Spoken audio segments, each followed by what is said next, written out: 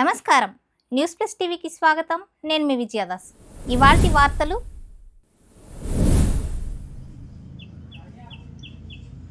ఎట్లా మీరు ఇవన్నీ చేయించారు?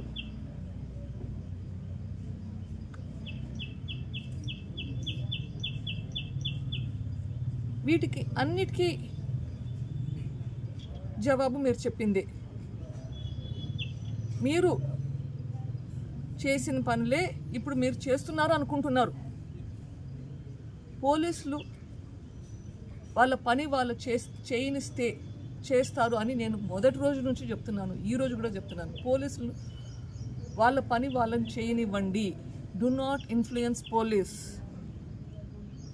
ఇంకా యాప్ గురించి మాట్లాడతారు. అసలు అర్థం ఉందా ఆ మాటలకి?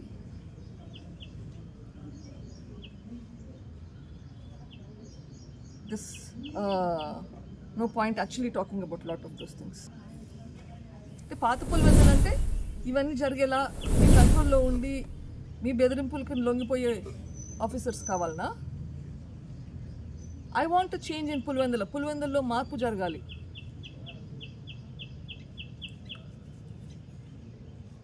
ఇంకొక విషయం, ఇంకో వీడియో ఆ రోజు నేను వచ్చింది వచ్చేసి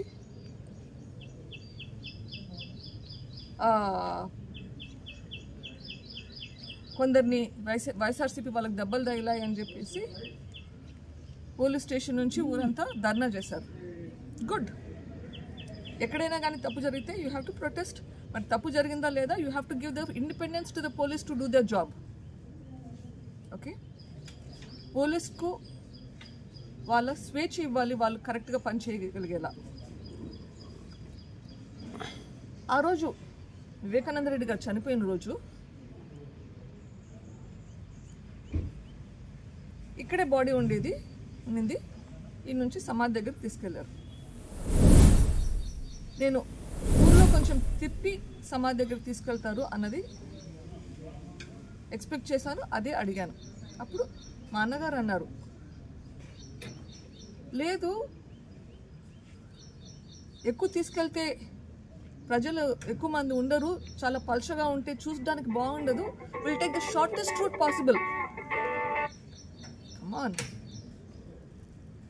ఆ ఇన్సిడెంట్కి మొన్న జరిగిన ఇన్సిడెంట్కి చూడు డిఫరెన్స్.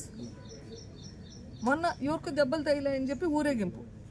ఆ రోజు మర్డర్ జరిగితే ద షార్టెస్ట్ పాసిబుల్ డిస్టెన్స్. వచ్చే వాళ్ళని కూడా రానికుండా ట్రై చేశారు, అట్లీస్ట్ ఆ సిచ్యుయేషన్ క్రియేట్ చేశారు. అంటే అప్పుడు మీరు చేయించారు కాబట్టి you are downplaying everything.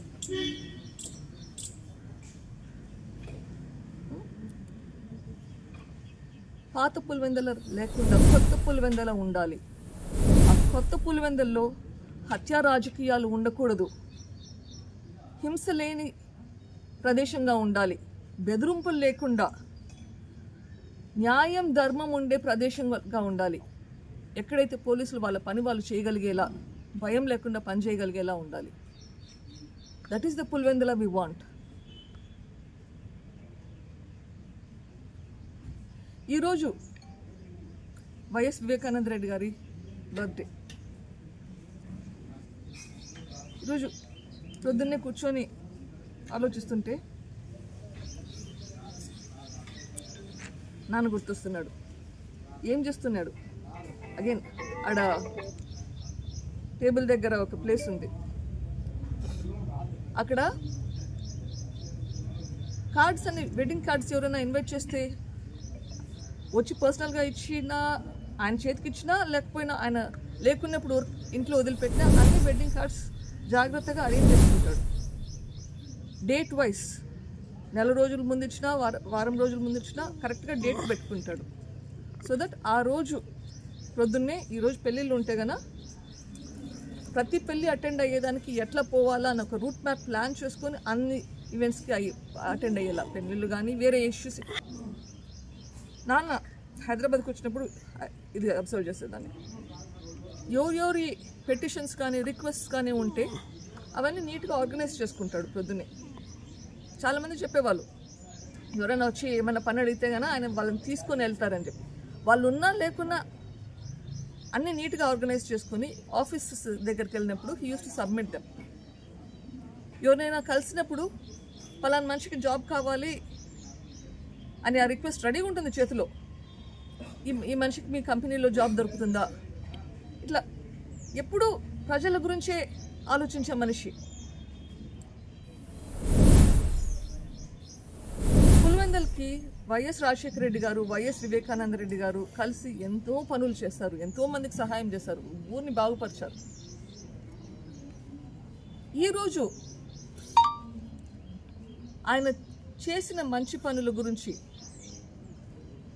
మన వైఎస్ఆర్సీపీ పార్టీలో ఎవరైనా గుర్తు తెచ్చుకుంటారా? అసలు మర్చిపోయారు. అంటే దానికి అర్థం ఏంటి? ఎందుకు మర్చిపోవాల్సిన పరిస్థితి వచ్చింది?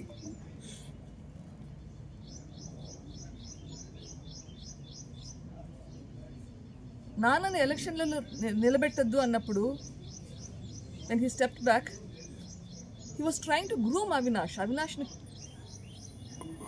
మంచి లీడర్గా తయారు చేద్దామని ట్రై చేసేవాడు. కానీ ఎందుకో అది వినట్లేదు అని బాధపడేవాడు. ఎప్పుడూ వాళ్ళు తనని సొంతం చేసుకోలేదు.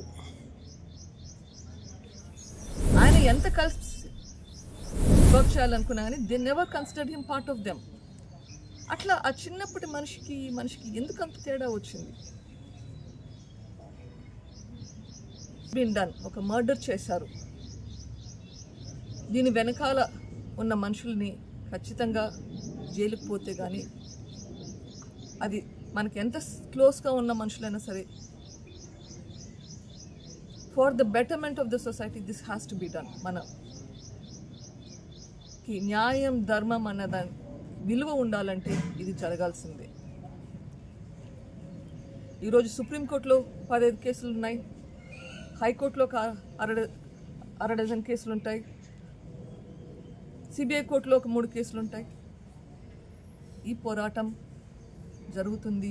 న్యాయం ఖచ్చితంగా will come. Justice is delayed but will not be denied. So ఖచ్చితంగా మనకి న్యాయం జరుగుతుందన్న నమ్మకం ఉంది. తప్పు చేసిన వాళ్ళకి శిక్ష పడుతుంది.